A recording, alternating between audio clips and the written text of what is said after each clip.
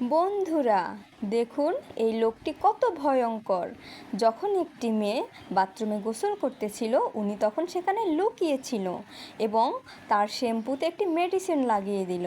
আর সেই শ্যাম্পু যখন মেয়েটি চুলে লাগাতে লাগলো, তখন অল্প অল্প করে তার চুল পড়তেছিল এবং মেয়েটি খুবই হতাশ হয়ে গেল। আর যখন তিনি আবার মাথা ম্যাসাজ করতে লাগলো, তখন তার চুলগুলি আরও পড়তে লাগলো এবং অবশেষে তার সব চুলই পড়ে গেল এবং সে অনেক হতাশ হলো। সে আয়নাতে দেখলো তার একটি চুলও নাই। সে তো অবাক, আমার চুলগুলি কোথায় গেল।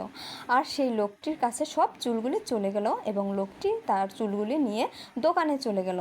দোকানে গিয়ে একটি পুতুলের মাথায় চুলগুলি লাগাতে লাগলো এবং নকল চুলে পরিণত করার জন্য তিনি প্রসেস করতে শুরু করলো। আর চুলগুলি যখন লাগানো শেষ হলো, তিনি চুলগুলোতে শ্যাম্পু লাগালো। শ্যাম্পুর পরে চুলগুলো পানি দিয়ে ধুয়ে ফেললো এবং চুলগুলো শুকাতে লাগলো।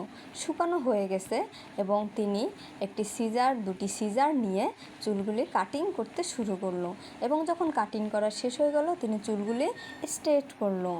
এরপরে চুলগুলোতে তিনি একটি মেডিসিন লাগালো আর চুলগুলি অনেক সুন্দর হয়ে গেল এবং তিনি তার দোকানের কোট প্যান্ট পরা শুরু করলো। কোট প্যান্ট পরে তিনি চুলগুলি নিয়ে তার দোকানে চলে গেল এবং সে দোকানে গিয়ে তার চুলটা সাজিয়ে রাখলো এবং দোকানটি ওপেন করলো এবং সেই মেয়েটি চুল কিনতে নিল এবং দেখলো একটি চুল যেটা হুবহু ওর চুলের মতো এবং ওটা ওরই চুল, ও তো জানে না। পরেও কী করলো, ওই চুলগুলি কিনে ফেললো